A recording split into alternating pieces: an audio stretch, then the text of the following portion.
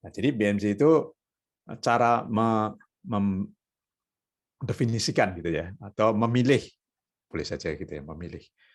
Sebenarnya saya mau bisnis ini dengan cara apa? Jadi kata model itu kalau di Indonesia-kannya menjadi cara kan, cara. Nah, jadi kanvas berarti ya kanvas ya, tempat kita memetakan model bisnis, cara berbisnis itu. Nah, di sini ada 9 kotak teman-teman ya. Jadi ada kotak paling kiri ini key partner, siapa aja mitra kita ya.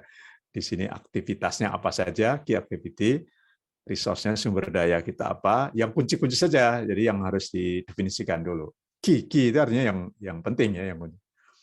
Terus value proposition, jadi nilai apa yang kita tawarkan kepada pelanggan gitu ya. Customer relationship, hubungan kita dengan pelanggan. Customer segment, berarti kita harus punya target yang jelas. Jadi segmen pelanggan yang kita pilih itu yang mana. Kemarin ada yang nanya Japri saya, gimana sih Pak menentukan segmen? Ya, segmen bisa berdasarkan usia.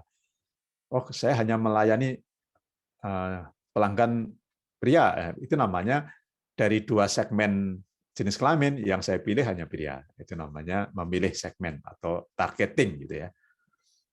Kalau berdasarkan pendidikan, oh saya hanya memilih yang kelas pendidikan tinggi misalnya, itu namanya customer segmennya yang hanya dipilih yang pendidikan tinggi. Channel, bagaimana channel penyalurannya, kita mau jual lewat jalur apa aja. Kalau digital mungkin lebih sederhana ya. Kalau barang kan lebih kompleks ini channelnya. Dari sisi distribution dan lain-lain. Revenue stream, lalu dapat uang dari mana jelas ya. Yang bawah ini revenue stream dan yang kiri cost structure. Jadi kalau yang kanan itu adalah pemasukan, yang kiri tadi biaya. Oke ya. Jadi ada 9. Nah ini saya bahas lebih detail satu persatu. Pertama yang harus kita tulis ya, yang harus kita tulis kalau kita membuat bisnis baru itu, saya itu mau nawarkan apa. Ya. Jadi value proposition itu artinya bisnis itu bisa produk, barang atau jasa. Ini maksudnya gitu ya, produknya barang atau jasa yang akan kita tawarkan itu apa? Nilainya apa? Punya nilai apa?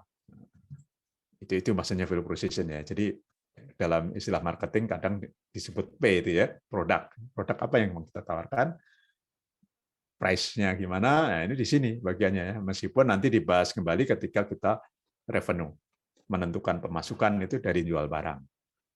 Customer berarti jelas ya, segmen tadi sudah saya jelaskan sekilas ya. Target pasar kita siapa? Nah, itu harus ditulis ya. Apakah remaja, orang tua, atau orang kaya. Jadi segmen berdasarkan ekonomi kan biasanya hanya dibagi 3 ya. Yang kelas atas, orang yang sangat kaya, menengah, dan bawah. Channel. Nah, channel itu adalah sarana kita menyampaikan nilai ya. Kalau nilainya itu barangnya berupa barang fisik ya berarti bagaimana kita akan mendistribusikan barang. Kalau jasa berarti bagaimana kita menyampaikan jasa. Kalau pelatihan kan jasanya video, berarti kita buat video gitu. Itu namanya channel ya. Berarti jalur penjualannya melalui apa? Ya melalui LMS kalau pelatihan. Berarti kita jualnya melalui platform lain bisa jadi. Jadi tidak harus kita membuat platform sendiri. Tapi kalau tugas hari ini kan buat platform sendiri ya. Tapi kalau tugas-tugas sebelumnya kita bicara BMC itu bisa jadi kita jual produk digital ya, berupa desain gitu ya, jasa desain. Berarti channelnya adalah channel layanan gitu.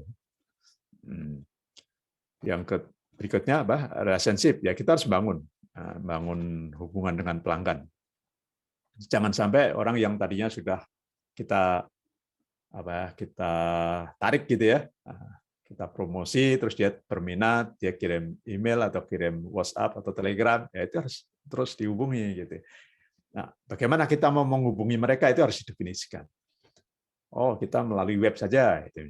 Berarti customer relationship kita, hubungan kita dengan pelanggan melalui web, melalui media sosial dan lain-lain. Itu harus didefinisikan.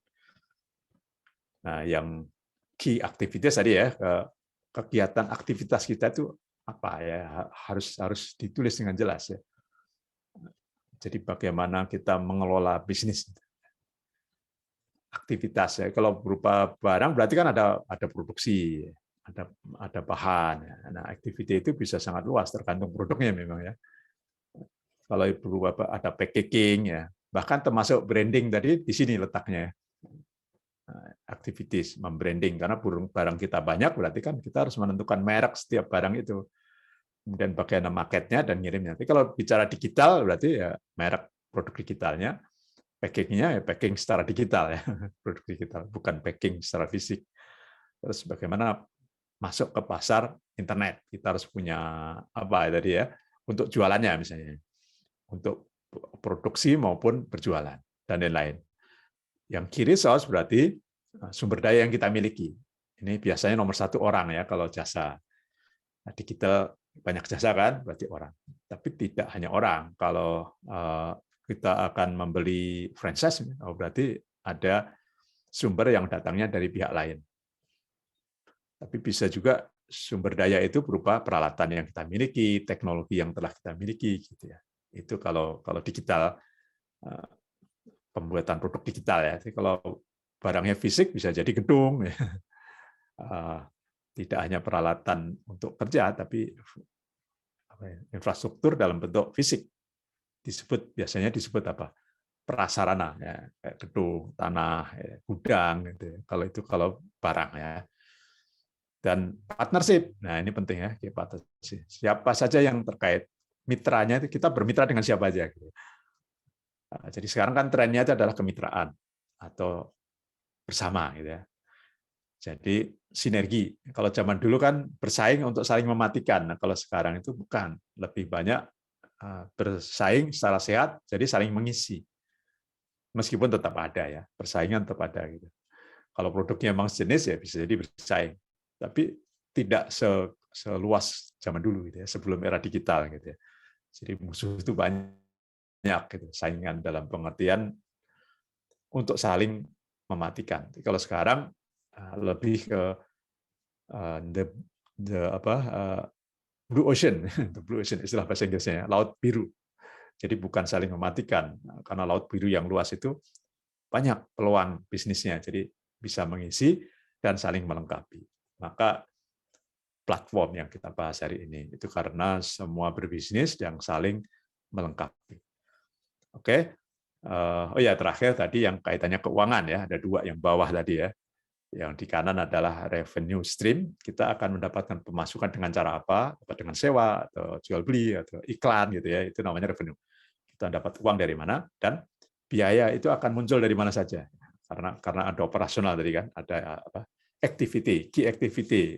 Aktivitas kita yang pokok tadi akan dibiayai dari apa ya? Akan membutuhkan biaya berapa? Nah, ini kalau dipetakan dalam bentuk PNC, teman-teman ya. Tapi tidak harus, sekali lagi, ini hanya contoh. Boleh pakai land canvas, boleh pakai yang sederhana saja ya.